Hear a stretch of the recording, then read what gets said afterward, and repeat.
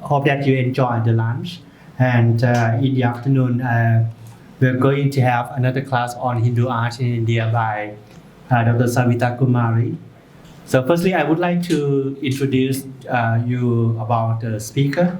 Dr. Savita Kumari is an associate professor and the head of the Department of Visual Art at Indian Institute of Heritage, Noida. It is deemed to be the university under the Minister of Culture, Government of India. She has published several articles and books on Indian art history and its interface with world art history. She is the recipient of the prestigious national and international fellowships. For the past 15 years, she coordinated national and international seminars, workshops, and curated several exhibitions. She has also been actively involved in contributing at the grassroots levels through the village outreach programs of her department. For her research work, she travels to many countries. She has been associated with many premium institutions of the countries such as JNU, Delhi University, CCRT, IGNOU, to mention a few. She has successfully completed several research projects. Her current project is on Buddhist murals painting in South and Southeast Asia, for which she has extensively conducted for the fieldworks in Sri Lanka, Thailand, Laos, and Myanmar. So please welcome Dr. Savita Kumari. Yes, on the stage. I'm very glad to have you here. Yes. Thank you. Very good afternoon to everyone. First of all, I would like to thank the Faculty of Archaeology, Silpakorn University, for giving me this opportunity to speak to this august gathering of scholars and students.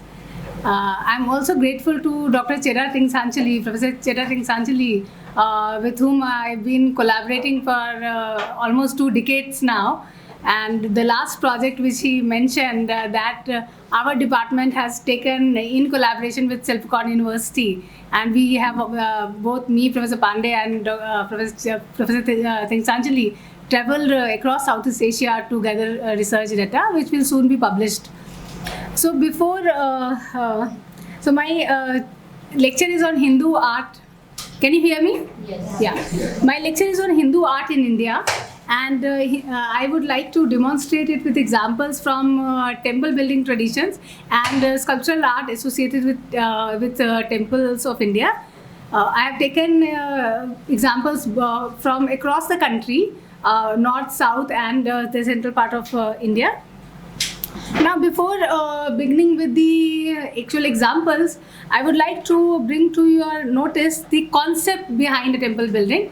Every civilization has certain notion about the creation of universe, and in Indic tradition there's this story, cosmogonical myth, which talks about a golden egg. So in the beginning it was believed that there was complete darkness, and that darkness got pregnant with this golden egg, and due to some cosmic activity this egg was broken into 2 pieces. The upper became the firmament, the heaven, and the lower the earth. And in between, Indra stood as the cosmic pillar, and it is this place which is recognized as kind of Brahmasthan in a temple building tradition, where actually the Garbhagriha is there. So this is the story about the creation of the universe, and it is believed that in the body of the temple is represented the entire universe. Then temple body is also called as the Purush. And Purush, who is this Purush? And Purush is the cosmic man. He is the primordial man. He is as big as the entire universe. In fact, his body extends beyond the universe also. And we find that Purush is conceived by the means of Prakriti, and texts like Agni Puran, Silparatna, etc. compares the parts of temple building with that of the body parts of the cosmic man called Vastu Purush. Before starting any temple building activity, this Vastu Purush is given his dues in a ritual, and he is represented in the form of a diagram. So you can see there is a grid of squares, and this is called Vastu Purush Mandal. And in this grid, the communication is established between man, the patron, the Purush, and the Purush, which is the cosmic man, the Vastu Purush. And his part of the body, when you look at the temple body, you will find the terms like Pad, Jangha, and Mastak, which are body parts of a human being. Foot, thigh, and head. So the body of the superhuman being, the Vastu Purush, is compared with the body of the temple. Now, why so many temples are created? Across the country, you'll find many temples. So, ultimate aim of a Hindu life is the release, moksha. And how to find that moksha? There are many ways. And in fact, the Vidwan or the Gyanis achieve this during their lifetime also, Jivan Mukti, through Brahma Vidya, through knowledge. But it is not possible for everyone to attain this knowledge through Brahma Vidya. For common people, there are other ways. One of these ways are pilgrimage, and temples are an integral component of any pilgrimage place. So now, how to select a site for a temple? There are prescription in the Silpa text which talks about various methods of analyzing the place where a temple building should be created. For instance, it is the soil is tested for its smell, for its ability to absorb water, to scientifically analyze that it is worthy of erecting a sacred or any kind of architectural edifice or not. And we find these mentioned in texts like Vishnu Dharmottar Puran. The architect or the Shilpis are not free to do whatever they want to do while constructing a building. They are guided by strict codes prescribed in Shilpa texts. Some of these famous ones are like Samrangan Sutradhar, which was written by a famous Indian king, Maharaj Bhoj. Then there is Bhuvan Dev's Aprajita Pricha, Vastu Vidya of Vishwakarma, Vastu Shastra by Mandan, Vishwakarma Prakash, and Maya Mata. So these are some texts which I am mentioning. There are numerous texts across the country, and also there are many texts which are not yet been discovered or also translated. And why we don't know much about many texts are, the reason is provided in Shilpa Sarini, that Shilpa Vidya is a secret form of knowledge. Only to the Sthapak of the Vishwakarma community and to no one else should this very deep and secret Shilpa Gyan be given. Only to those who belong to the same class of Sthapaks, their obedient and dear disciples, should the 8 limb of this science be imparted. So there is strict guidelines to whom this knowledge is to be transferred. Not everyone can learn this science of making architecture or creating sculptures. I'm referring here a text called Vastu Vidya of Vishwakarma, and as Professor Pandey has mentioned you in her presentation, that there was this famous Shilpin Prabhakar Sompura. This family possessed this manuscript. And after great insistence by Professor Dhaki, who is a legendary scholar in Indian temple architecture, he decided to translate this manuscript for the public. So this temple talks about a style called Maru Gurjar style. But again, as ma'am has mentioned earlier also, that this is a term not found in a Shilpa text. This is a term coined by Professor M.A. Dhaki for the Western style of the temples, because there was this whole debate on what is the right terminology to divide the various periods when we are studying our temple building tradition. So he, instead of calling it by any dynasty, he coined the term Maru Gurjar for Western Indian style of temples which were created in Rajasthan and Gujarat. Now, like most of the Shilpa texts, the structure of this particular text is in the dialogue form, and it talks about Vishwakarma, mind-born son of Vishwakarma, framing questions to which Vishwakarma gives answer. And Vishwakarma is the principal architect, the divine architect, who has created the various buildings. Now, what are the content of this particular text? I'm not going into the details because each chapter has multiple shlokas which talks about how to create different part of the building. So again and again I'm repeating that the architect is not free to do whatever he wants to fancy like modern day architect. They had to follow the conjuncture written in the Silpa text. So we have first chapter dealing with Jagati Lakshan, then which is the platform where the temple is built. Then we have Pitha Lakshan, Shikhar Lakshan, the superstructure of the temple. Dhwaja Lakshan, it's quite interesting because Dhwaja, the flag, is very important in a temple building, and it is written that if the flag is not there in the temple, demon resides there. So the placement of the flag you will see in various temples, it's very, very important. Then the Dwara Lakshan, again the entrance, Dwar is entrance, and entrance is very important, and one can find many verses written on how to create different part of a door frame. Then Kolika Lakshan, Mandap Lakshan, Karotaka Lakshan, Kesariya Deepa Lakshanam, and finally Jinendra Prasad Lakshanam. Why it is important is that the text does not distinguish between Hindu temples and Jaina temples. The same Silpa text has got information on both types of temples. So this was about various texts which determines how a temple building should be constructed. Now, on the basis of their forms, the temple buildings are divided into three categories.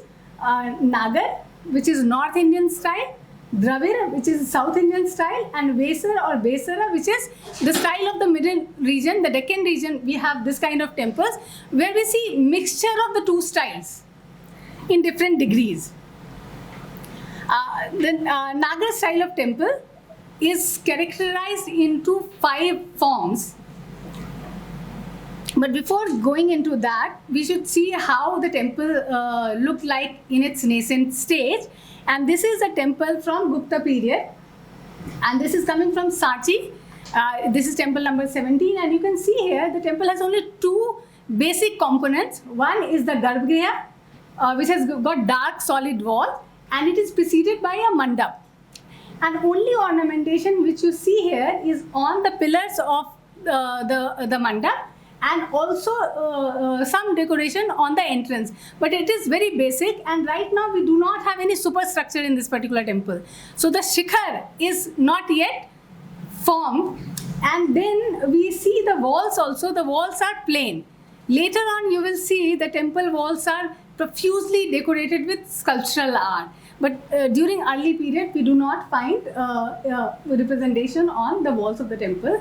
But mind you, we are getting the example from early 5th century, but temple building existed long before this time. And we know about it through relief panels. When Madam was talking about Sanchi architecture, we have seen Parnakutis, which was later translated into temple buildings also in South India. Similarly, there are inscriptional evidence which talks about temple existing before this period, and also evidences in literature. One of the finest temple which comes from the Gupta period, and we have seen its door frame in the previous lecture, is Dasavatar Vishnu temple. Now this temple is highly evolved. You can see here, this is the plan of the temple. In the center is the main temple complex, and on all 4 sides there were smaller temples. So this forms a group of 5 temples which is called Panchayatan style of temple, and the temple exists on a high platform which is Jagati. So we are seeing new elements coming into this temple, and also you can see here on the walls there are sculptural representations. So we have 3 sculptures on the 3 walls, and western side has a beautiful door frame. Then this temple is also interesting because it is now having a superstructure. So the idea of superstructure is evolving. However, it is in bad state of preservation, so we do not know its exact form, how it appeared when it was created. Now, Stella Kramich is again a very famous art historian here who has talked about symbolism of temple building, and it talks about that the energy. Garbhagriha is a dark complex. This is the Garbhagriha which has no ventilation to it. It's a dark chamber, and it is compared with the womb of mother. And it is believed that the energy which is created in this Garbhagriha find its manifestation on the outside walls in the form of sculptures. This temple, since it has only 3 sculptures, so I'm going to talk about these sculptures in great detail. The sculptural configuration is very important. Again, it is very well planned according to the ritual needs of a particular temple. And this temple has on the south image of Seshashayi Vishnu. Now, how do we know that? Okay, and because of that image, the circumambulation in this temple becomes anti-clockwise. And generally, it is clockwise direction, and while circumambulating, the devotee's right side should face the temple wall. But here it is happening in the opposite direction, so there could be some sectarian need of this particular temple, which makes the circumambulation different. And can you see, how do we know that this is the first image to be seen while circumambulating? There is an image of Ganesh. This is the pointer? I can. Is it working? Yeah. So can you see the image of Ganesh? And Ganesh in Hinduism is the first deity which is to be worshipped. So we know that it is the first panel which we should see. And then also this is the episode of creation of Brahma. Here creation of the creator is taking place. And Brahma is emerging from the navel of Vishnu and is seated on a lotus seed. And this divine epiphany is being witnessed by deities. So you can see Kartikeya and Indra on the left side, and on the right is Shiva and Parvati on bull. And below, and also what is interesting here is that, can you see the goddess Lakshmi? She is massaging the foot of Narayan, Vishnu, and maybe the modern day feminists would consider it as kind of, women being put to a lower position. But actually, Lakshmi represents here the idea of bhakti, devotion, and she is the connect between the devotee and the divine. So here she, being the goddess of prosperity, is shown in great humility, massaging the foot of the great god Narayan. Now below there are 5 male figures and a female figure. Scholars have identified it differently. Some says that these are Ayudha Purush and Madhu and Ketav, the 2 demons. So Madhu and Ketav were also emerged from the ear of Narayan, and they wanted to kill Brahma. And then Ayudha Purush are the attributes of Vishnu. Here is Gada Devi, Shankha Purush, then Dhanush Purush, and sword. Here is the sword Purush. Talwar, Khadak Purush, yeah. Nana's given me the data. So Khadak Purush. Or it could also be the heroes of Mahabharata, the 5 Pandav brothers and their consort Draupadi. So it is debatable. Scholars have not come to one conclusion. Then this is very interesting. Here we have image of Nar and Narayan. And Nar, yeah. This. Nar and Narayan. And in Indian tradition, the human beings are depicted with 2 arms, Nar, and the gods, the divine, are shown with multiple arms. So here Narayan is shown with 4 arms. And what happened when Nar and Narayan were performing penance in the hermitage of Badrinath, Indra got frightened. He always gets frightened that he will lose his throne if somebody is more talented than him. So he sends his nymphs, Apsaras, to enchant Nar and Narayan and disturb their meditation. But what happens at that point of time, Narayan takes a reed and he creates an image of beautiful Apsara on his thigh. And here is the birth of Urvashi, the nymph Urvashi.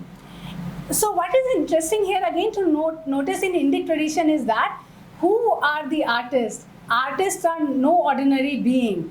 They are divine. So the divine, Shiva is the divine dancer and Vishnu is the divine Chitrakar or the painter. So that's why the arts are held as a sacred practice in Indian tradition. And then finally, the last episode which is depicted here is of Gajendra Moksha. And this is taking about the ultimate aim of a Hindu life, the salvation. And what happens here is that this arrogant elephant king, he was very arrogant about his power. So one day he was in the ocean and he was caught by Nagas. And the text says thousands of years they had a fight and he was in bad state. So he composed a hymn in praise of Lord Vishnu, and Lord Vishnu is coming to rescue him on his Gadura Vahan. So ultimately he is promised the moksha. So the devotee's purpose is fulfilled. So from creation to salvation, the whole journey he witnesses while circumambulating the temple building. Now here is the door frame. Madam has already talked about the ornamentation of the door frame in the morning and how it echoes also in the Buddhist art. I'm not going into those details. I will bring your attention to this particular image, which is a very rare form of Vishnu, Bhogasan Vishnu. And we see it, another image which I have seen is in Badami caves in Karnataka. And we also see it in charm sculptures. So that's quite interesting representation. And here again, apart from Vishnu, we see two of his another incarnations, which is Narasimha incarnation, Vishnu in his lion form, and Vaman incarnation of Vishnu in his dwarf form. And here again we see Lakshmi massaging his foot. We also see on the door frame, on the upper part of the door frame, the two celestial rivers, Ganga on Makar Vahan and Yamuna on Kachapa, the tortoise Vahan. Gupta period generally we see the river goddesses depicted on the upper part of the door jamb, symbolizing they are still the celestial figures, but later on they come to the lower part of the jamb, and there symbolizes purification. So again in Hindu ritual, taking dip in sacred waters are important. So even if the devotee has not taken dip in sacred water of Ganga and Yamuna, when he passes this threshold, they are purified by the presence of two river goddesses in their sculptural form. And by the way, also we see here the Pratihara figures, the door guardians, are also an integral part of the temple door frame, and they also, in the form of their warning, that they ask the devotee to leave all the evil thoughts before they enter to the sacred complex. So they are purified mentally, physically and spiritually before entering into the spiritual space, the Garbhagriha. Now, as I mentioned, I will talk about what are the different types of superstructure in North India. In South India, it is more or less one type which becomes very popular, but in North India there are various types, and this is the Phamsana style, which is one of the earliest simple style where slabs of stones are placed one above the other in diminishing order. So this is one style called Phamsana. Later on, this Phamsana is seen on the mandap and not on the Garbhagriha. Then we have Vallavi style. Vallavi style is seen,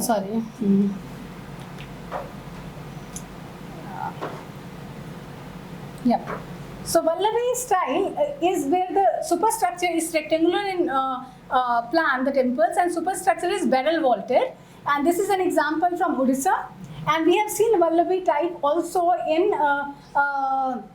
relief panels from Sanchi and also from Bharut. Then it was quite a popular form. We see it in Telika Mandir in Gwalior and we also see it in Bhimarath, which is in South India, Mahabalipuram, in Tamil Nadu region. So Vallavi style is, but it became more popular in North India rather than in South India. Then we have Latina Shikhar, which is one of the most characteristic and popular form of North Indian style. And here you see the profile of the superstructure is curvy linear. There is a line which goes up and merges at the center. And one of the characteristic features of this style is presence of Bhumi Amlaka. So Amlaka, this is Amlaka is a fruit, a very sacred fruit in Indic tradition, and this determines the number of levels of the superstructure. So if you have like 3 Amlakas, then it is 3 tal superstructure. If it's for 5 or 7, it is always in odd numbers. Then we have 2 very interesting style. One is Sekhari style, which was popular in Khajuraho region, and the other one is Bhumij, which is seen at in central India and also parts of Rajasthan. Now Sekhari is a style where we see a main shikhar surrounded by miniature shikharas. Now this is debatable. Scholars are of two opinion. One of the scholar is here in front of me. Professor Pandey has done a book on Nilkanteshwara temple. So she considered this as a separate style. So that makes another Indian temple style as 4 rather than 3. Whereas it is also mentioned, not me, Aparajit Pricha of the 12th century mentions 4 styles. So one text like Aparajita Pricha mentions very principal text. Mentions 4, but there are many texts which mentions 3 also, and Later. scholars is Later. The scholars have this debate.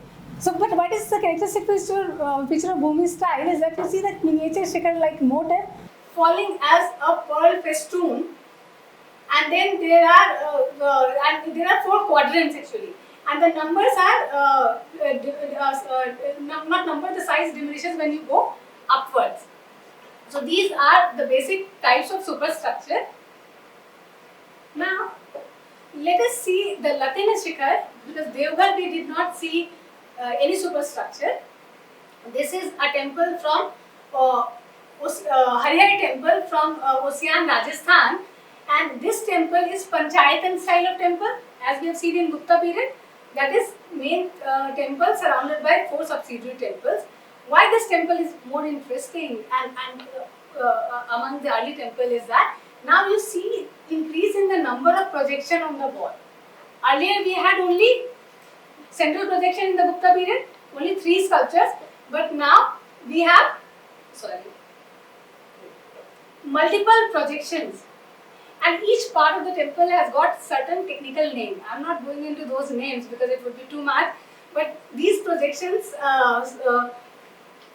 number increases, and according to that the term for the plan also changes.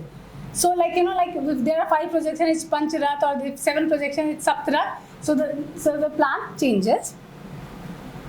Now what are depicted on the walls in this particular temple? Generally we see the main image, one of the images of Trivikrama Vishnu, and this depicts a story from of one of the incarnation of Vishnu, that is Vaman incarnation of Vishnu. Here is the dwarf, and then we also see the Dikpals, the guardian deities who protects the different directions. So the iconography on the wall is becoming more complex. We see representation of principal deities, we see representation of Dikpal, and there are also subsidiary representations. And then at this particular point,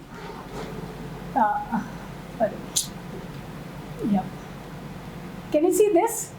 This is called Varandika. It connects the wall with the superstructure, and here in Osian we find beautiful representation of Krishna Leela scene.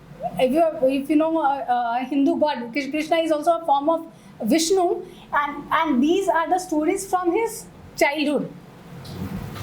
As we progress in time, the door frame becomes much more complex, and now we also see You see the river goddesses are not on the top, but they come at the bottom. But they remain important feature of the temple building tradition.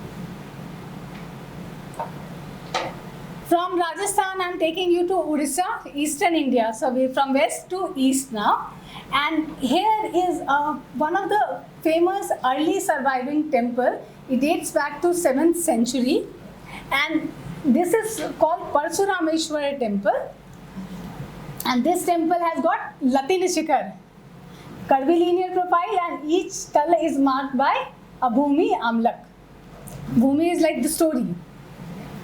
Now this temple, again, you can see it is 3 rath in plan. You have the central niche, which emerges right from the base to substantial part of the janga, the wall.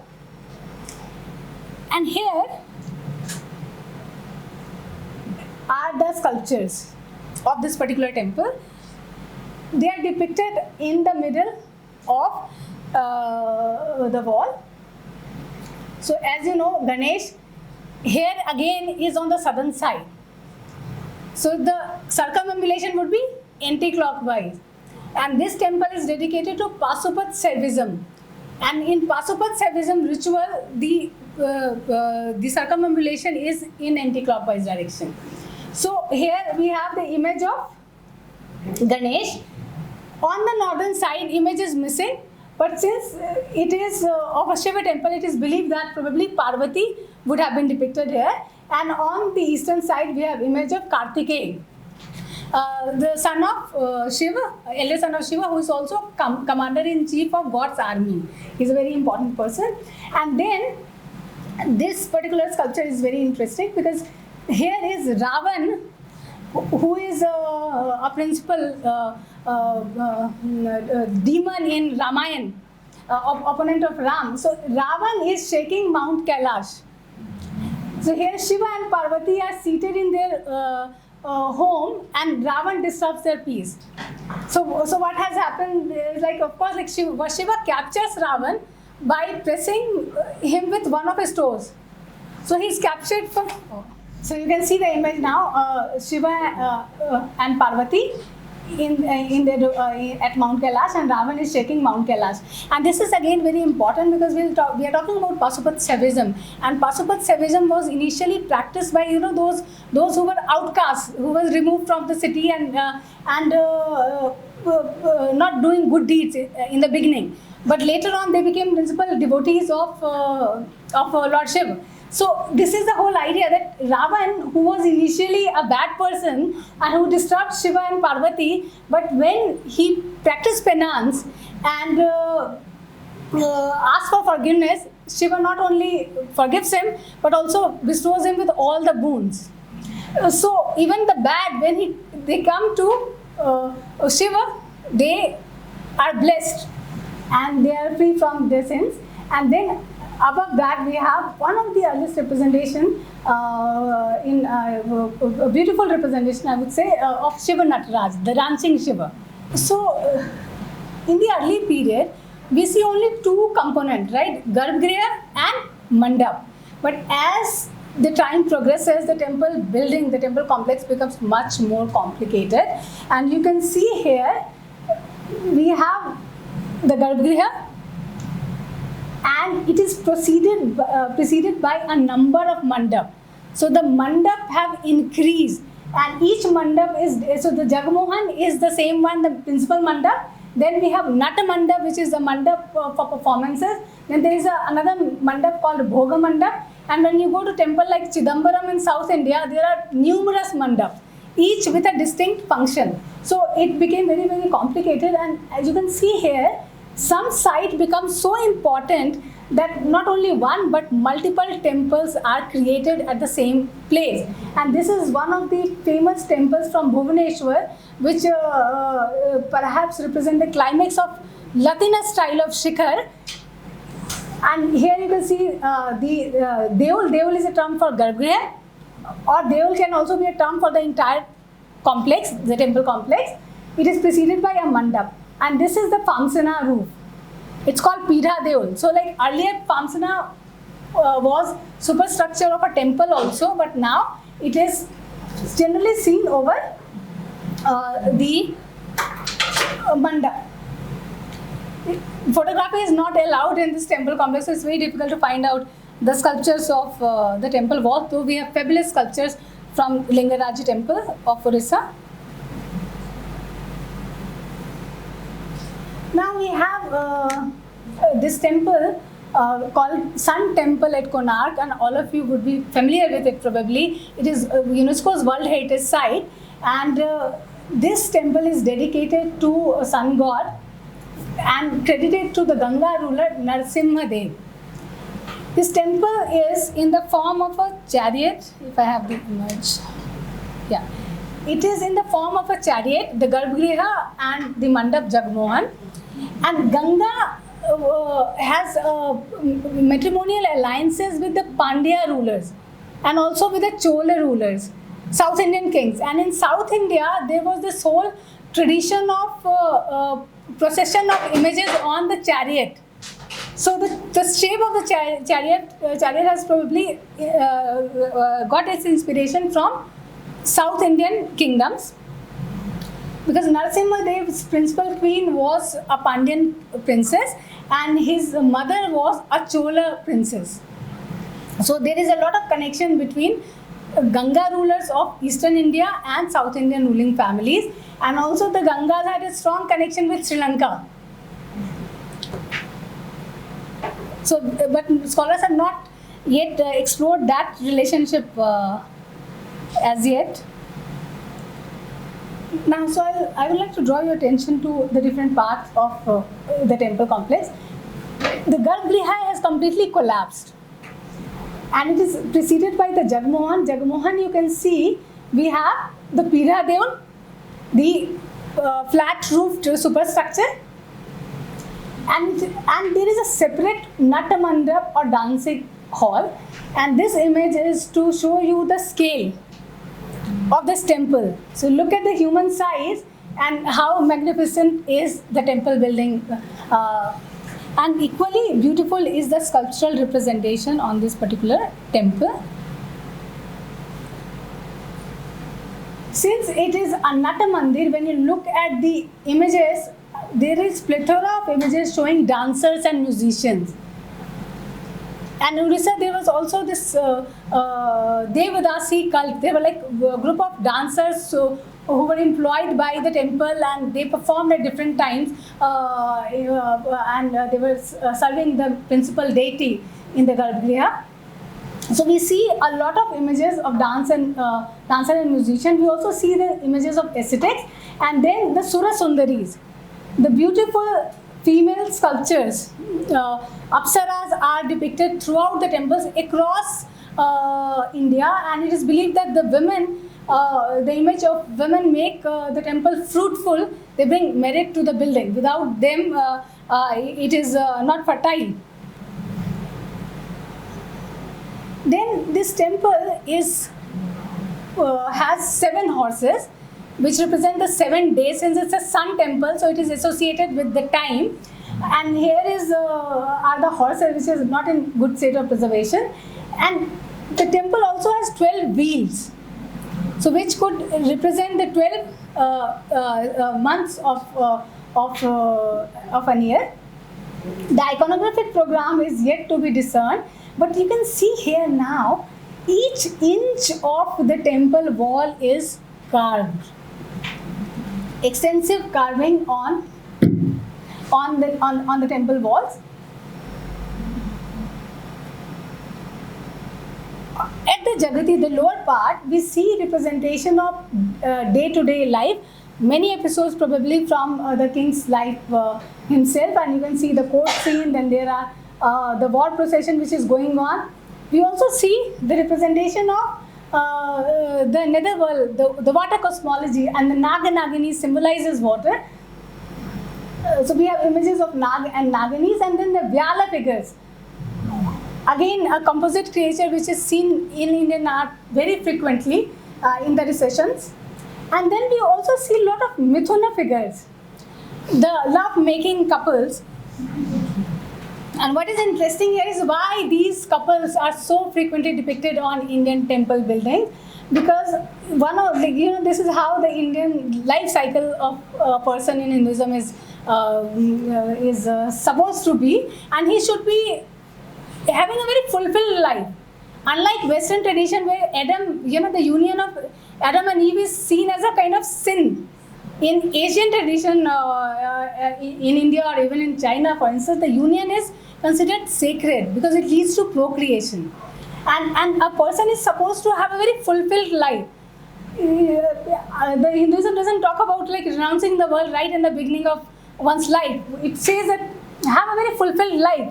And moksha, as ma'am also mentioned, it comes, renunciation, it comes later in the life.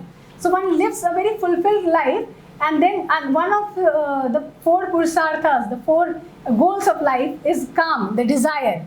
So if one is, and this is represented through the erotic sculpture on the temple wall because it leads to procreation. Now, when you look at this temple, Garbhagriha is completely collapsed. It's not to be seen anymore. But we have found palm leaf manuscript where the Garbhagriha is, and the Jagmohan also, complete Jagmohan is depicted. So there we know that it was in typical Orisen style. I'm sorry, I do not have that image, but it's published by Susan Huntington. There you will see that the Garbhagriha was a Rekha Deol Shikhar, like Lingaraj or Parsurameshwari temple. So similar kind of Garbhagriha existed. Now this temple has 3 different kind of stones.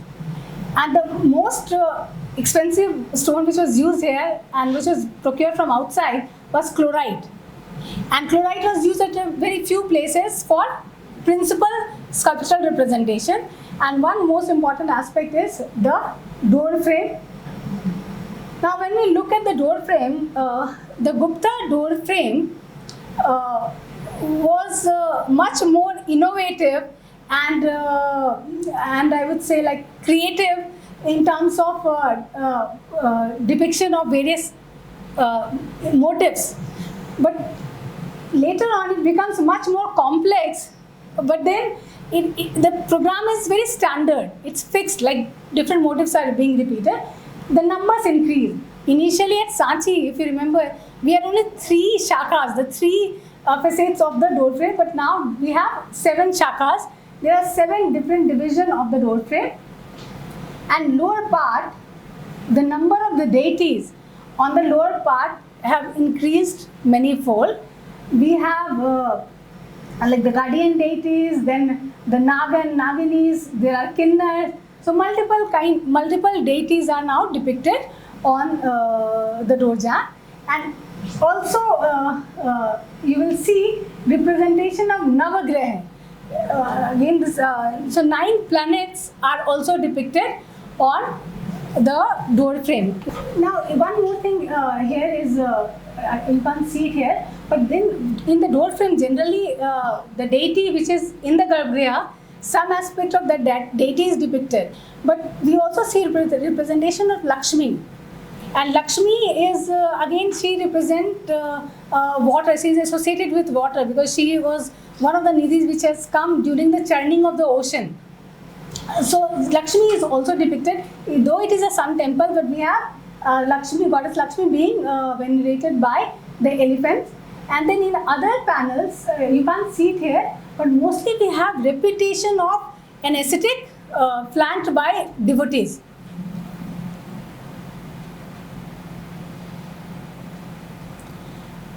Now this is, we have found few sculptures, intact sculpture from this particular temple complex, and this one is Revanta. He is son of sun god. So he rides a horse, whereas when you see the sun god, he rides on a chariot. So that's the difference. So he should not be mistaken with the sun god, and also sun god is standing in Sambang. He is always straight. And a very complex panel. The sun pantheon is completely evolved by now, and we see the 7 horses with his charioteer and also the other members of sun pantheon. This temple is very interesting because when it was created, it took 20 years for creation, and Narasimha Dev, he returned from a successful campaign when he was a prince, and his mother told him to construct this temple. But it could not complete immediately. He became the king, and the temple was supposed to be constructed by the booty he has got from his campaign. But then a lot of money from the royal treasury as well as from other sources were used to create this temple, and it was inaugurated on Magha Sukla Saptami. That is the day when sun god is born. So is the birthday of sun god. So in that particular year, Magha Sukla Saptami fell on Sunday. So it was a very auspicious day when this temple was inaugurated, consecrated. Now, from Orissa, we are moving to central India, to Madhya Pradesh. And Madhya Pradesh, this is again a UNESCO's World Heritage Site, Khajuraho. And this temple predates Orissa, of course. I mean, Orissa is 13th century, this is 10th century. And this temple complex had 54 temples originally, but today very few have survived. One of the best preserved is Lakshman Temple, Khajuraho, which I have taken for the case study. Now, some of the typical features which we have seen here is that this temple is Panchayatan in style. That is, it is on a high Jagati, and we have a group of 5 temples together. The main temple in the center and the 4 temples in 4 corners. So here is a Jagati, and then we have the main temple. In plan,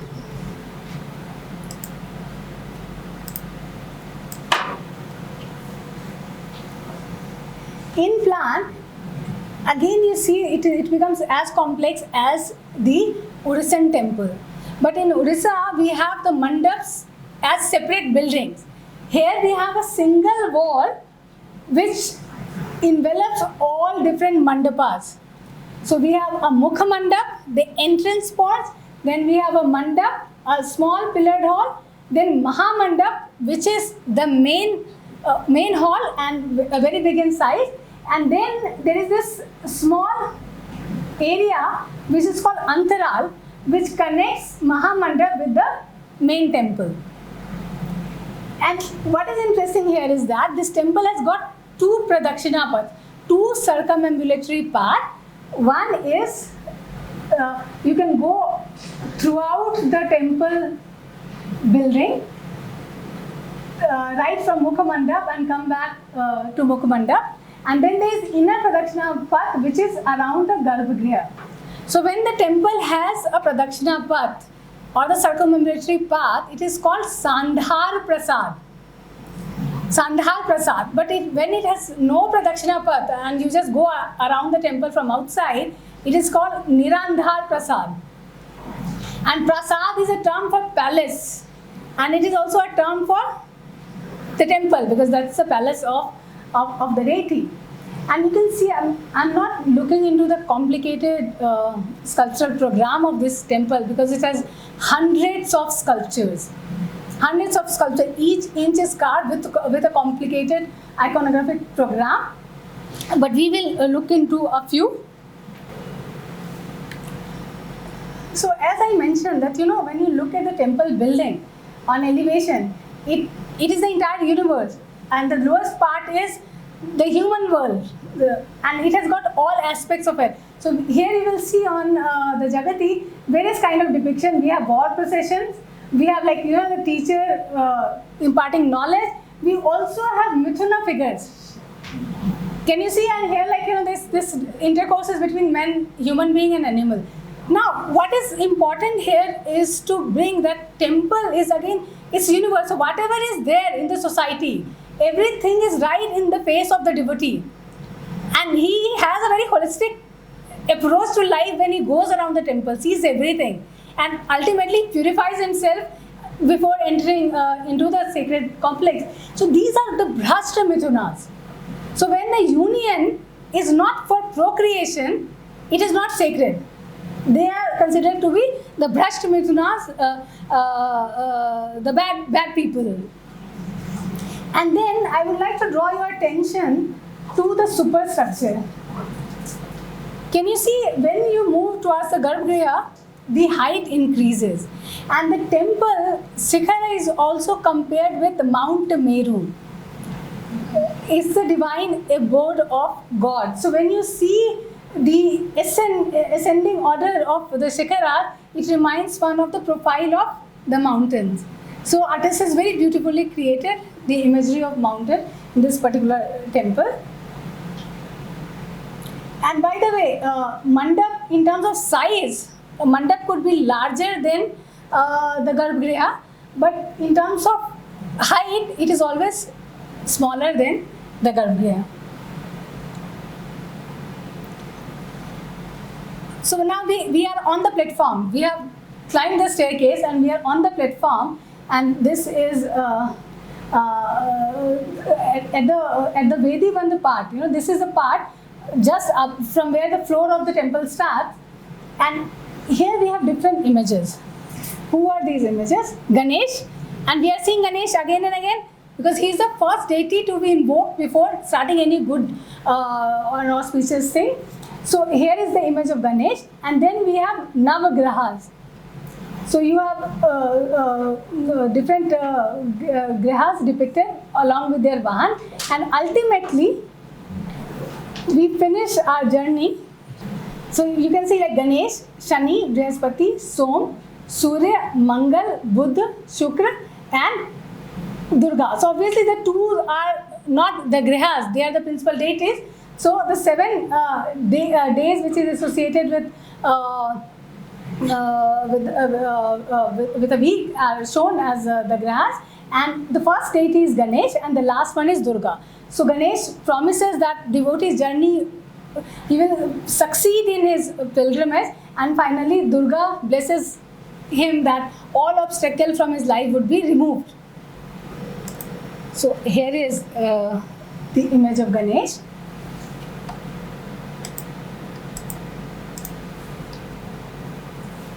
Now when we look at the wall,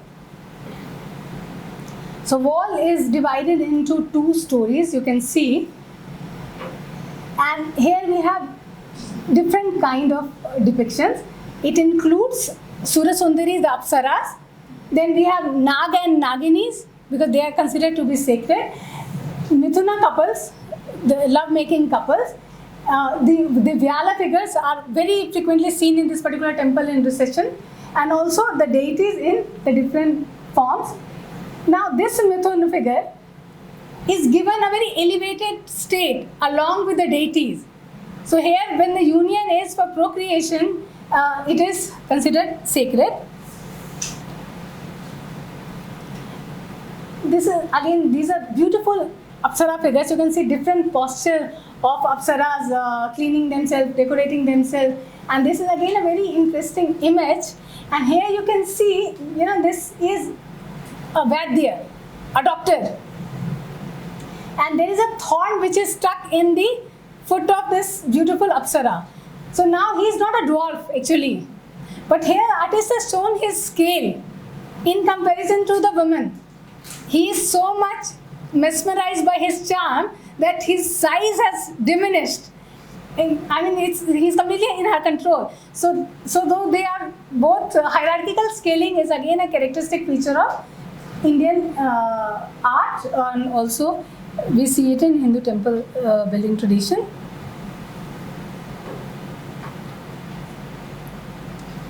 So this is the Garbhagriha and the Pradakshina path associated with it, and you can see like these are the windows, big opening because it's a huge temple enveloped by a single wall. So at periodical intervals we have wall punctured by these windows. These are called Bhadravalokan windows, and there also we find seats. People can sit over there, but then when you are inside, one cannot see outside. So while going through his sacred journey, the devotee is not distracted by what is happening outside, but they fulfill their function of allowing the light inside the temple complex. And this is a Sekhri style, typical Sekhri style of temple, where you have principal Shekhar surrounded by miniature Shekharas. Now we are inside the Garbhagriha, and here is the door frame. It lacks the clarity and precision which we have seen in the earlier times. If you remember, Gupta door frame, ma'am has shown you in the previous class also, and I had also shown it here.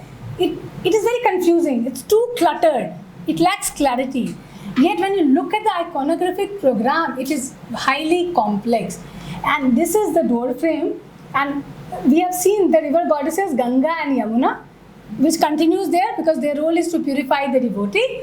We also see the Dwarapalas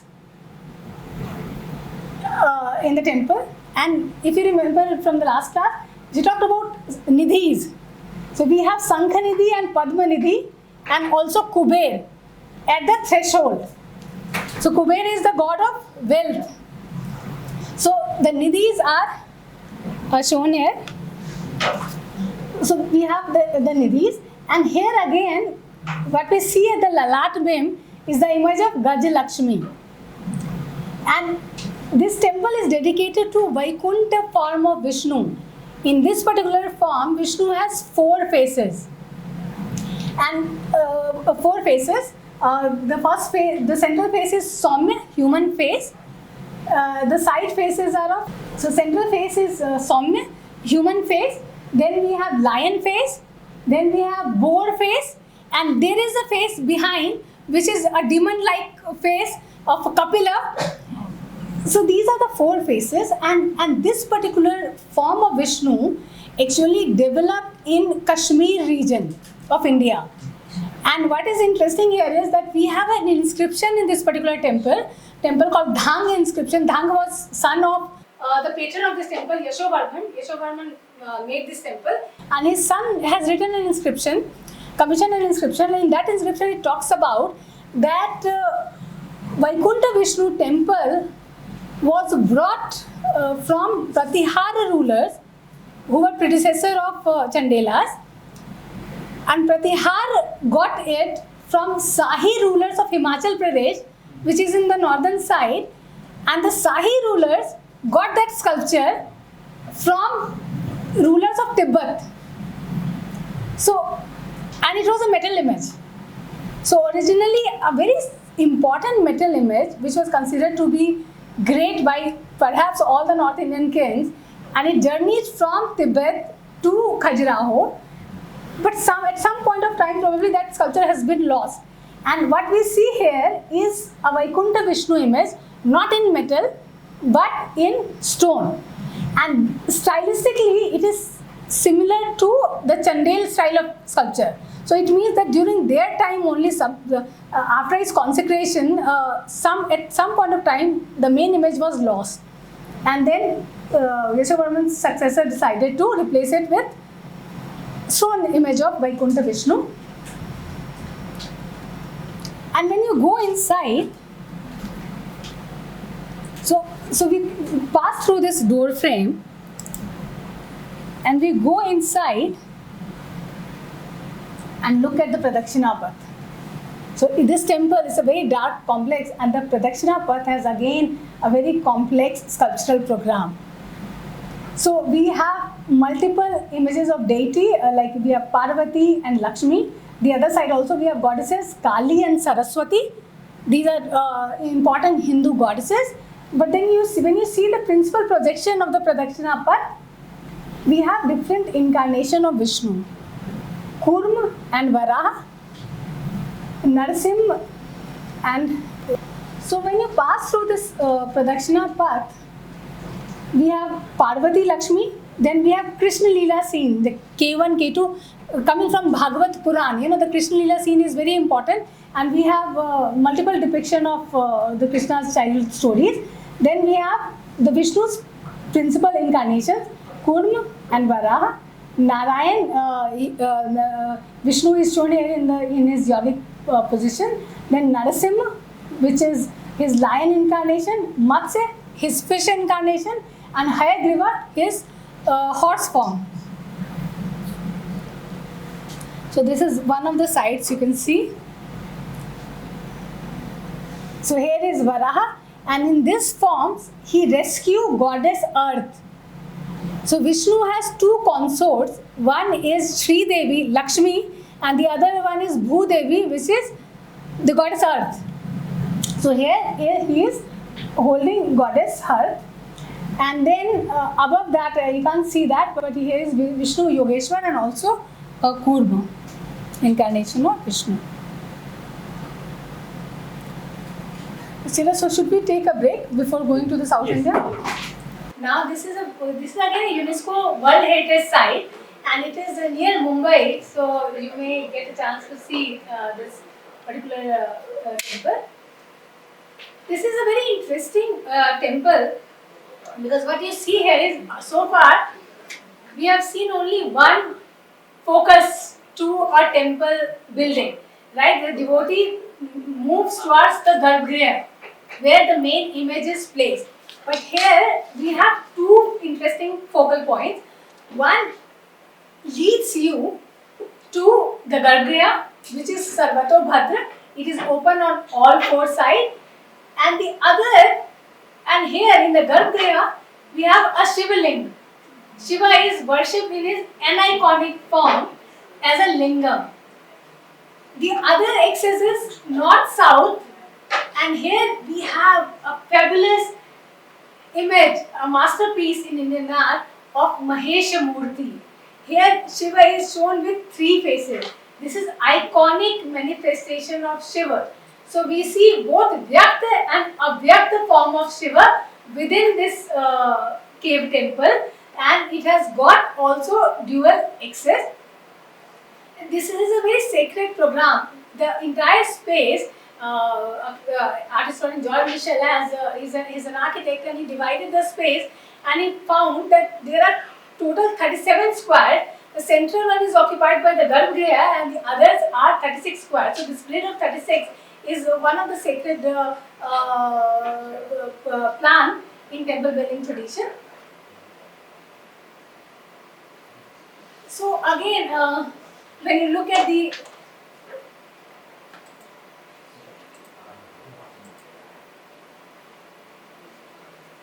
this is very interesting, the iconographic program. So what we see here, on the southern side, there are three sculptures. Sadashiv, Mahesha Murti, where Shiva is five-faced. He is flanked by Ardhanarishwar and Gangadhar Shiva. Shiva, who holds Ganga in his matted cloth. Then when you go to the western side, we have two images which shows two different aspects of Shiva. Here Shiva is Kalyana Sundar. Shiva is the bridegroom of Parvati. He is getting married to Parvati. And on the opposite wall, we have Andhakasura Vadhumurti. Here is Shiva, the ferocious god, who is engaged in a very in a battle with the demon Andhak. Then on the northern side, again opposite aspect of the divine is shown. Here is Shiva, the divine dancer, Nataraj, and on the opposite wall, he is the divine yogi. He is Yogeshwar Shiva. And on the eastern side are two very interesting panels which shows Ravan shaking Mount Kailash, and on the opposite side is Shiva gambling with Parvati. So what is interesting here is that when Ravan shakes Mount Kailash, Parvati gets frightened. So Shiva provides protection to his wife, he captures Ravan. On the opposite side, he is gambling with Parvati and he cheats in the dice game, and Parvati becomes very angry, and there is a fight between the couple. So the matrimonial relationship, the nuances of marriage is very beautifully depicted through the divine image of Shiva and Parvati. Now we are on the southern side. Central face is the Saumya face. By the way, we can see only three face. But even if you are seeing three face, the devotee knows that it's a five-faced image. The face which was at the rear, which is of Tatapurush, is not shown because it is a cave temple. So technical difficulties did not allow the sculptor to carve the fourth face. And the fifth face is the face which is beyond comprehension of the normal human being. So that is not carved as per rule. So that is not seen here. Now on the left side we have Vamadev. Shiva in the form of Parvati, beautiful Uma, and you can see how the feminine beauty is brought about by her sensuous full lips. She is holding a flower. Look at the curls. So the beautiful Shiva's beautiful soft aspect is shown. On the opposite side is Bhairav, Shiva in his Aghora form. And you can see here his locks now. He is ferocious, so look at his parted lips, he has a moustache, he is shown with skull in his matted lock, there is a snake. So again the coexistence of opposite. And these opposite neutralizes in the central Saumya face, which is meditative, which is inward looking, it has got tranquil expression. Now,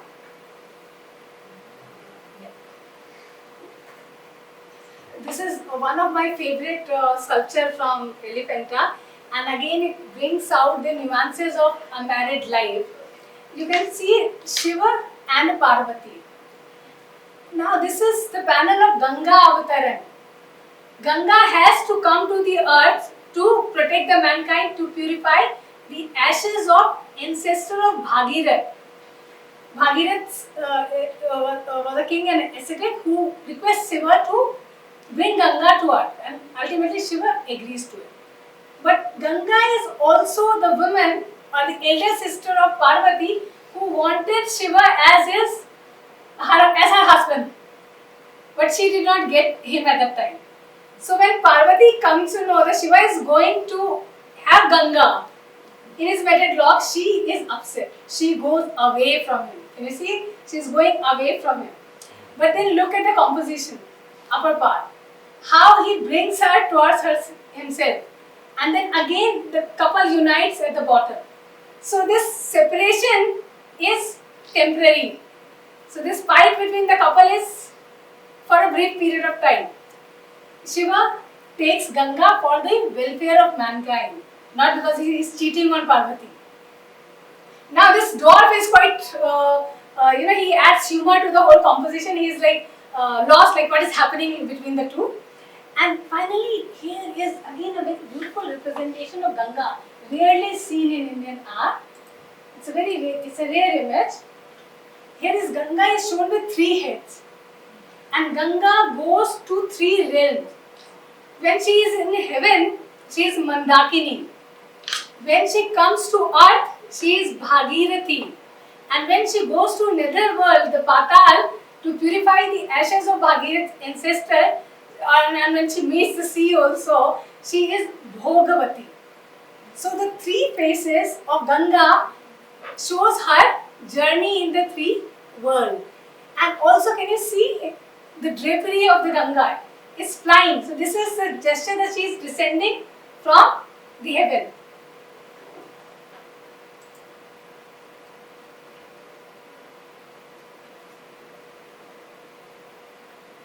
In Indian art, the unity of male and female is of key importance. So Shiva, and this is best shown in the form of Shiva and Parvati, where they are united together. So the Prakriti and Purush are the same. There is no distinction between the two. And this is again one of the finest representation of Ardhanarishwar, where Shiva is half female. And you can see the female part, the Uma part, is shown with a breast. She is a woman, so she holds a mirror. And she has a graceful bend. Whereas Shiva, and she has curls, he has matted locks, and then he leans on Nandi.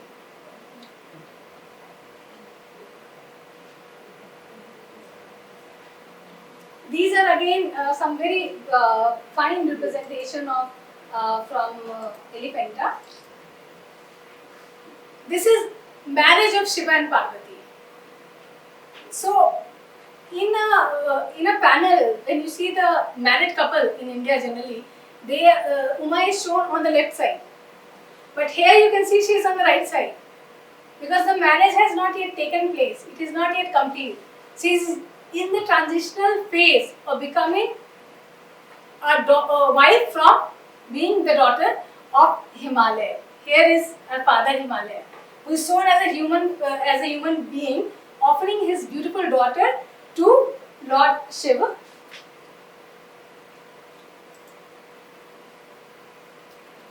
And now this divine wedding is taking place. Who is the priest in the divine wedding? Brahma. Brahma is the priest in the divine wedding. And then here, behind him, is the image of moon god. Moon god, I'll just show you other time.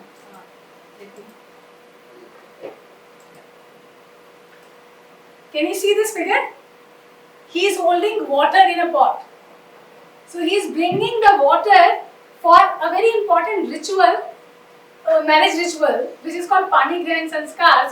So it's the moon god who is bringing the water, and Brahma is the priest who is making this wedding take place. And again, this is a very beautiful image which shows the emotion of a young lady. You can see how Parvati is very eager for this union also. Her hip is towards Shiva. But when you look at her face, that's downcast and the body is slightly away from him. So it's again this transitional emotion which is being very beautifully depicted by the sculpture in this particular panel. And here is the opposite panel of Shiva as Andhakasura Vadamurti, and here we can see very dynamic image. Look at Shiva here, how controlled, inward looking. But here we can see Shiva with multiple arms, ferocious, with a skull in his metal lock, and actually he was in this position of he's in the intense war moment, which is being captured by the artist. Usually when you see Indian art, particularly the sculptures, you will see that the gods are killing the demon with great ease. So there is no physical effort to it, but this is again a very interesting composition where you actually see that Shiva has to make a lot of effort to vanquish the demon Andhakasura. Because there was a story that with every drop of his blood falling on the ground, another Andhakasura was born. So what is happening in that episode, there is a goddess called Yogeshwari who brings a bowl and collects the blood. But here the bowl is in the Shiva's hand himself. Here the goddess is gone. And the story is, can you see here? This is Parvati. Very small figure of Parvati. Look at Parvati here. We have seen Parvati in the previous image also, right? Parvati is given a lot of importance. But actually, in this particular image, this whole war takes place because of Parvati. What happened, the story says that actually once Parvati playfully closed Shiva's eye. So from the darkness was born this demon called Andhar. And he was raised by another demon. And once he felt lust for Parvati. And then Shiva tried to vanquish him, but then he could not because he had this boon of multiplying every time his blood would fall on the earth. So Parvati is a very important figure in this particular composition, but the artist decided to give the entire emphasis on this Shiva image who is busy vanquishing the enemy. So from Mumbai now we are travelling to Tamil Nadu, Mahabalipuram. India has many UNESCO World Heritage sites, around 37. So I have taken a few, and this is from Tamil Nadu, Mahabalipuram. And there are again many smaller temples, sculptures throughout, caves throughout this site. I am drawing your attention to this, this group of temples, and this is Pancharatha. It is called Pancharatha temple, and these are named after 5 Pandav brothers. But when you look at its iconographic program, it has nothing to do with Pandav brothers. But in the folklore, it is called Pancharath, named after Pandav brothers, And of course, we also identify it that way. Now, can you see this first temple? Is it reminding you of something which we saw in the Sanchi relief panel? The Parnkudi, the village hut. So now it is given a shape, it has taken shape of a shrine. This is called Draupadi Run. The Pandava brothers had one wife, Draupadi, so that is Draupadi Run. But actually this temple is dedicated to goddess Durga. And when you go inside, it's a small temple. When you go inside, we have this image on the rear wall. It's a very small space. On the back wall is the image of goddess Durga, forearm. And what is seen here, we also know about the cultural practices. Here is a person who is offering his head, is cutting his head and offering it to goddess Durga. So we know that around Pallav time or before that, the practice of human sacrifice was also prevalent. Then it's a very interesting temple because on the back wall we have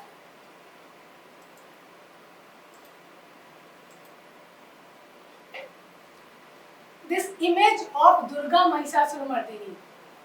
And Durga Mahishasuramardini is again a very important iconographic form of goddess Durga and seen throughout India. In Pallav period, what is interesting here is that she is not shown fighting with the demon. The fight is already over and she is victorious. And she stands on the head of the buffalo demon. So, is the climax. Already the fight is over and she is victorious and she is promising the devotee that all is going to be well in his life.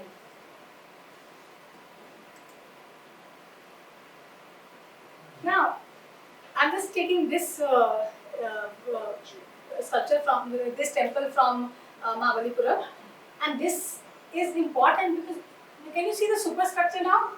This is typical South Indian superstructure. Now, every South Indian temple will have more or less this shikhar style, and it is in South India. These are called talas, stories, and shikhar is only the upper part. Now these talas are decorated with two different types of shrines. Kuta, which is this temple, now took a form of miniature ornament. And Shala, which is a rectangular hall, which I showed you in Vallabhi style. So Kuta, Shala and Kuta, this becomes the typical ornamental detail of a South Indian superstructure. You will see it again and again. Go to any temple, you will have Kuta, Shala, Kuta. Numbers will increase as the size will increase. Then this I brought because this is Shala type of shrine, and this is not complete. And these are monolithic temples, so they are like rock boulders which were cut from top to bottom. So probably the site was abandoned when the construction was still taking place. The site had to be abandoned, and upper part is complete, but the lower part could not be completed. So here you see that rock boulder is still there. But since it is a rectangular temple, historians are of the opinion that probably it is meant for Sheshashayi Vishnu, because in that form Vishnu would as rectangular structure would be required. And this is the tallest building in this particular temple complex. So now we know how this, because since it's unfinished, we know the method of carving. That it was from top to bottom, chisel marks are still there. And then this is the Trital Viman. You can see again Kuta, Shala, and in between there are more motifs being added. And this plan is coming from Buddhist Chatyas, Exeter plan. And from where it has come? From the back of the elephant. That form is derived from the back of the elephant. It is called Gaj Prishtakriti. And again it can be seen as early as 1st century BC from Mathura relief.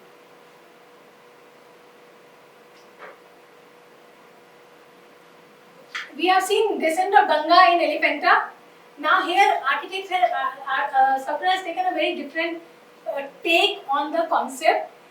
The entire story has been depicted of Ganga Avtaran. Here is Bhagirath, who is shown practicing penance, and Shiva has finally agreed to give him the boon.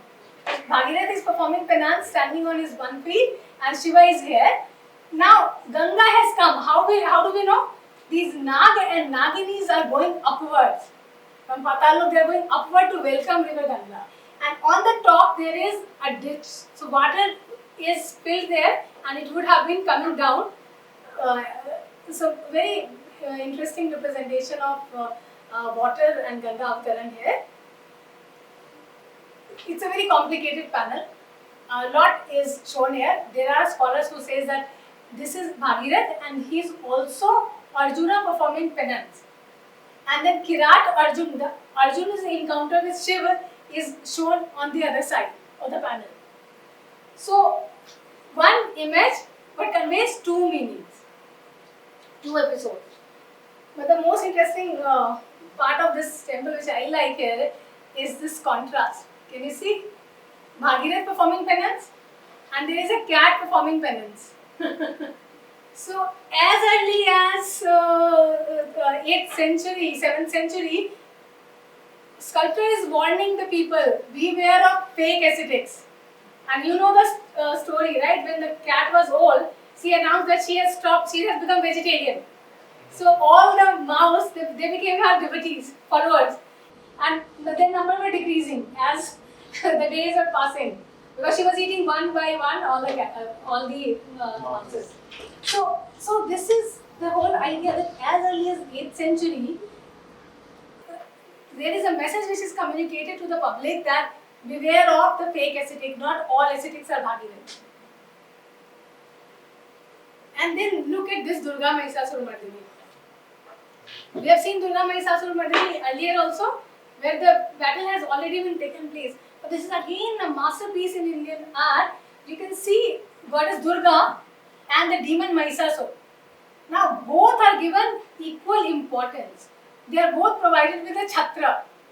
So the enemy is also very respectfully shown here. And after all, he is enemy of goddess Durga, so he must be someone really powerful, right? So he is shown that way. And when you look at his body, he is very powerfully depicted. But stance is that he is being defeated. Goddess Durga is marching forward and he is going backward. So here, the climax is not shown. War is still taking place. She is about to shoot her arrow.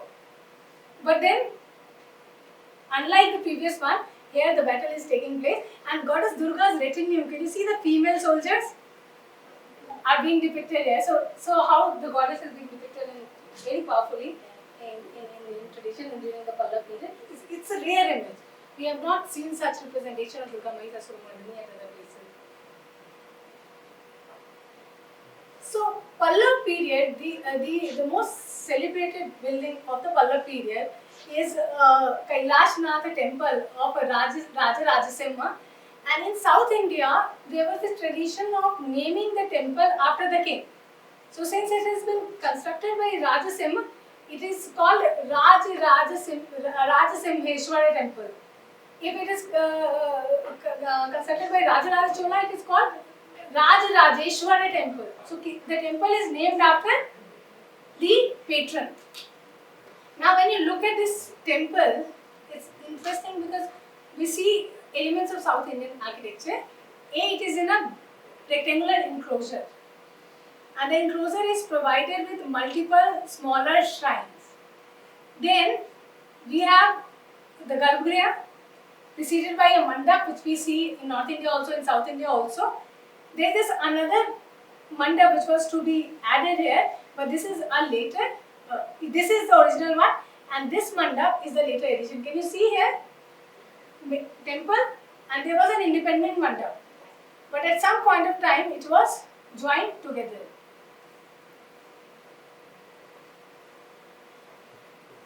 This temple is famous for its beautiful plinth, which is decorated with Shiva Ganas. Very chubby happy, playful ganas are shown on the temple. The wall is again beautifully depicted, and here again you can see Ganga Avtaran panel. And there is a very interesting, inscription which is from some other side, which talks about that when Kaveri, there was this courtesan called Kaveri, and in South India the river is Kaveri, but the scene is called Ganga Avtaran only because Shiva is taking her into the jata in his jata. So the queen, when she came to know that king is paying attention to Kaveri or Ganga, she returns back from Kailash and stays with Shiva. From her her father's house in Himalayas, she comes back to stay with Shiva, to keep an eye on what he is doing with Ganga. So again, these inscriptions are very interesting because here we know that Pallab king was very fond of a courtesan. So Ganga Avtaran, the inscription, probably the poet who has created that, talked about both the things, the queen and her emotion to that courtesan, and also Parvati and her emotion for Ganga. And here again you can see how she looks at Shiva when he extends his matted lock. Again, now the superstructure is highly evolved, and can you see here this new motif is coming. So it's the final South Indian Shikhar. Koot, which is a square shrine, Shala, which is a rectangular shrine, and then Panjar. This is the third motif. So Koot, Shala and Panjara are the three decorative motifs which adorn the superstructure of a South Indian temple, and you will see it has a fixed formula. It won't change like North India. So we have many inscriptions. Pallab period is famous for inscriptions now, with fantastic inscriptions coming. And again, royal family is compared with the divine family.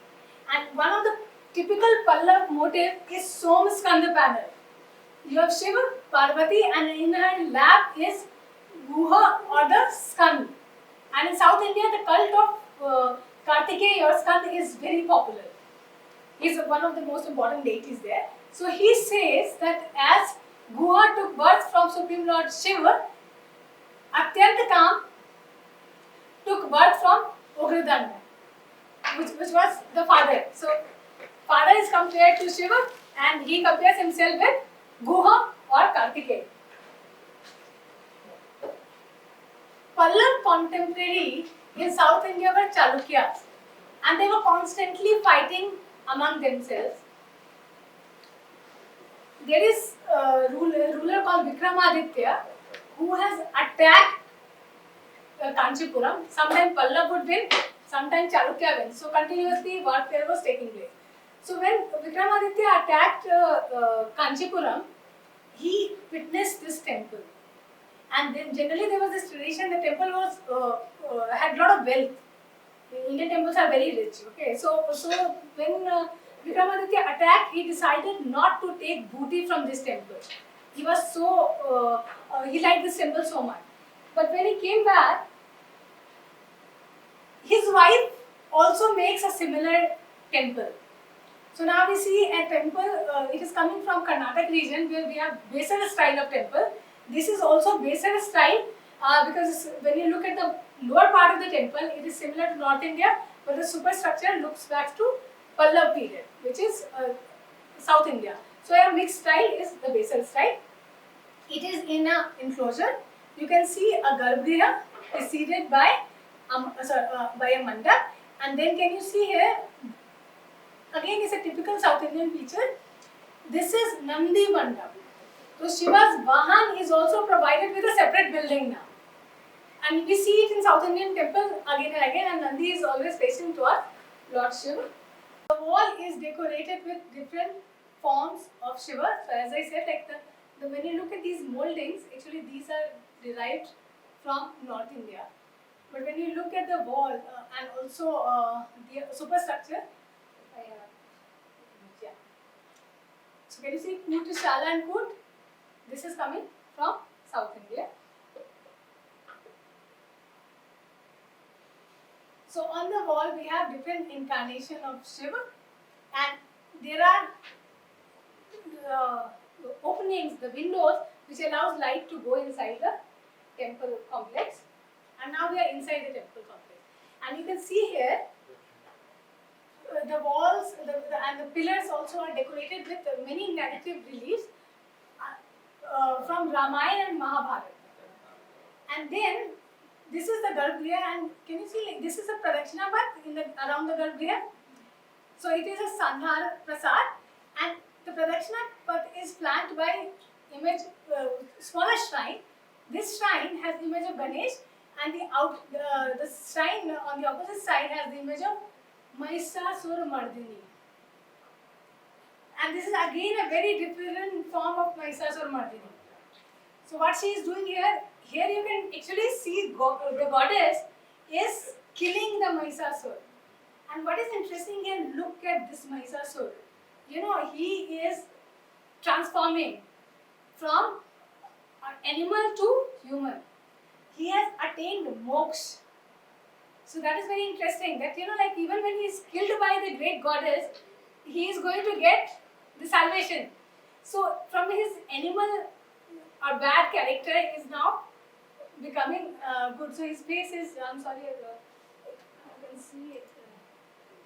It's very difficult to, you know, take photo in this particular temple. But again, this is a very famous image, and one of the best representation of Mahishasura Mardini. You can see how powerfully goddess Durga is actually killing the demon, and the moment when it is very naturalistic, you know, the way she slays him with her back of the trident.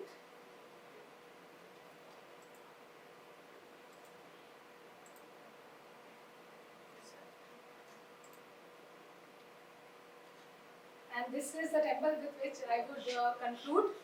And this is the masterpiece in South Indian temple architecture, UNESCO's World Heritage Site. Discovery Channel has done a documentary on it.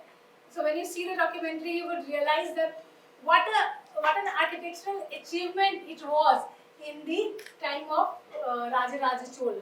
It is known for its perfect architectonics.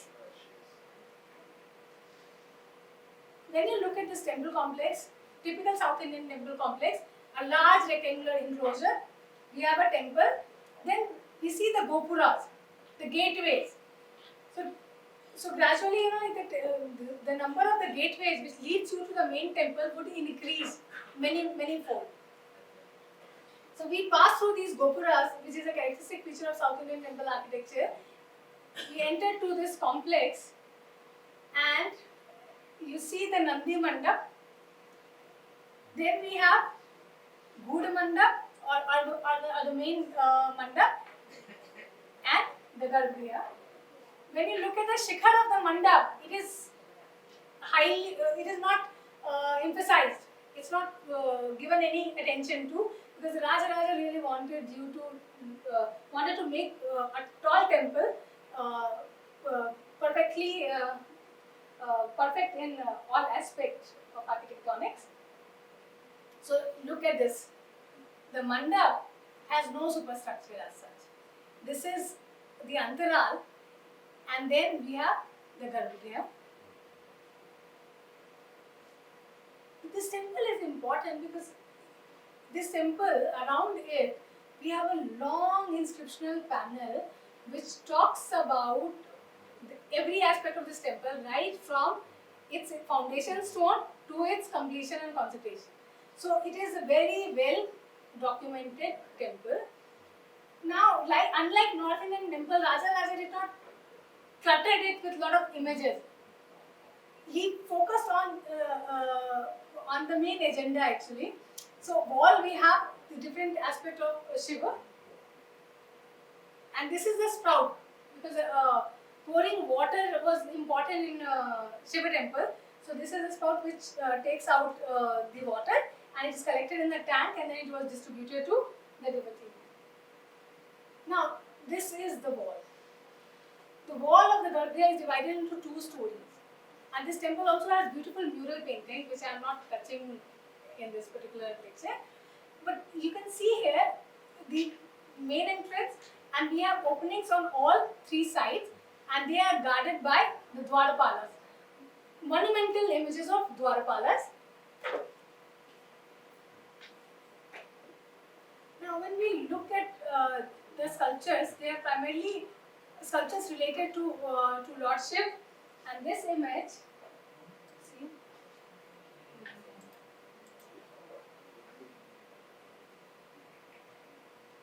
this is again a very interesting and famous form of Shiva. It is called Lingodbhava Murti, and in this form, Shiva takes this form to destroy the ego of Brahma and Vishnu. And the story states that there was this debate between Brahma and Vishnu that who is more superior. And ultimately they saw that a kind of a cosmic pillar is emerging from nowhere, and they could not find its beginning or end. So they decided to go to the different terrain. Vishnu as a board went down and Brahma went up.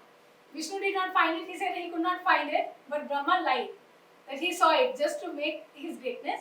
So this is one of the stories which says that since he lied, he is not worshipped, anymore, or his head is being chopped. But there are many different stories. Another story says that he had lust for his own daughter, that's why his face has been chopped. But then one story is this one, Lingodbhava. And here is when you can see like how Vishnu is going down, Brahma is going up, and Shiva is now showing himself to Brahma and Vishnu, and then they agree that who is Mahadev? No one but Shiva himself.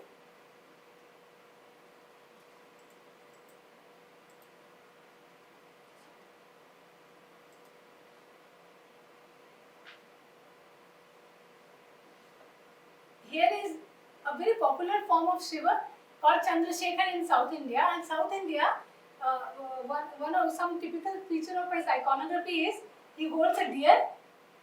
Shiva has a deer also, and he also has an axe, which we don't see in North India as such.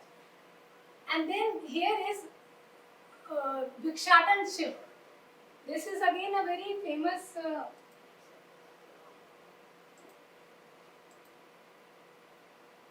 Bhikshatan Shiva is very interesting concept here, because you can see all this beautiful female also here. The story is that when Shiva's wife Sati, she sacrificed herself because she felt that her father insulted her husband.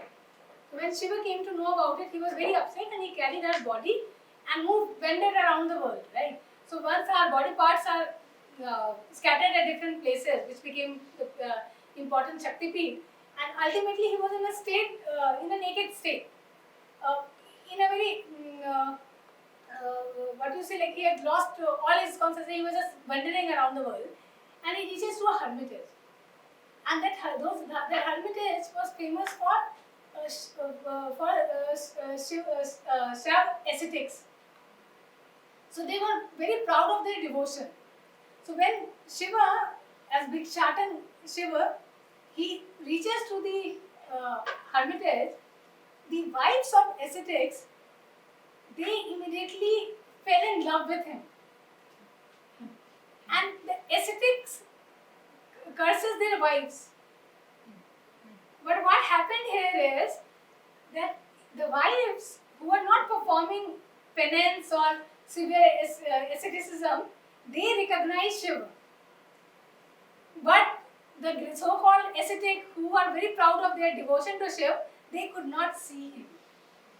And this is also the time when in South India, the Bhakti movement was at its peak. You have like Alavar saints, like who were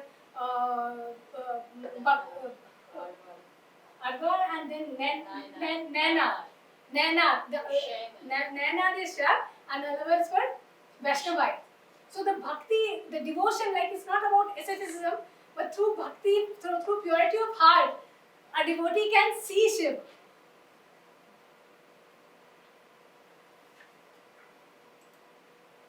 And then Ardhanarishwar you can recognize, where Shiva is united with Shakti. What is interesting interesting here is that when you look at the lower part of the wall, we have 23 aspects of Shiva depicted on the walls. But on the upper floor, only one form of Shiva is repeated 23 times. And this is Shiva holding a bow. Shiva as Tripurantar. And what is interesting here is that is it only Shiva or is it also representing Rajaraja Chola himself? And Rajaraja Chola was one of the greatest Indian rulers who brought entire South India under his control, reached up to Ganga. Then he also attacked Sri Lanka, brought it under his possession. He sent his envoys to Indonesia and had substantial control on trade route. So is it only Shiv or Rajaraja Chola? So it was, and in South India there was this tradition of equating king with the divine. So probably it is again double meaning is there in this sculptural form because he emphasized one form multiple times.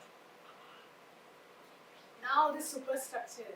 I mean, you see, the slides cannot do justice to this temple. You need to be at the side to know its grandeur. This superstructure is 60 meter high. Only the superstructure, 14 stories, but same, Kuta, Shala and Panjara motif.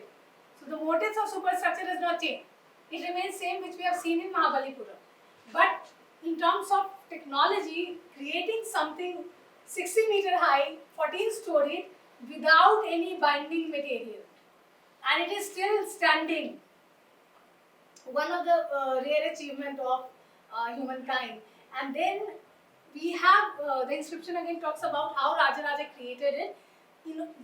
This crowning element, it weighs 80 tons.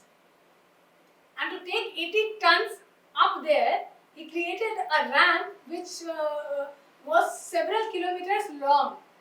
And on that ramp, elephants, on the back of elephants, the sculptor took this shikhar and placed it on the top of the temple. This temple also, and temples had many functions to play. They were institutions actually, learning institutions also. We have Karnas of Bharatanatyam depicted. There are many other purposes for which temple complex was used. So it is not only like worshipping, but it was an important institution also. And to conclude my lecture, I would like to draw your attention to the image of Nataraj, which was famous in South India, and this is an icon which probably anyone in the world can recognize with India, right? So here is Shiva dancing, and you can see like 4 arms, and then he's crumbling this dwarf. And this particular dance, this is one dance where you can see all the Panch Krityas, creation, which is shown by Damaru, protection, which is by Abhayhast, dissolution, Samhar, which is shown by the fire, and he also holds the fire on in his hand. Then he removes all the ignorance. The drop symbolizes their ignorance. And when you go to Shiva, anyone who goes to Shiva, of course, all ignorance would be removed from his life, and he will come to his grace. So if you come to Shiva's grace, one receives the protection and the blessings. So one motive, but the whole aspect of creation to destruction is symbolized. And finally, these images are never alone. When Shiva is there, Shakti has to be there. So along with, when you see image of Shiva Nataraj, we also have image of Shiva Kami. And she is shown as a beautiful young lady holding a flower. And here only the gesture of flower is there, because usually flower is made of different material, more precious material than we see the image itself.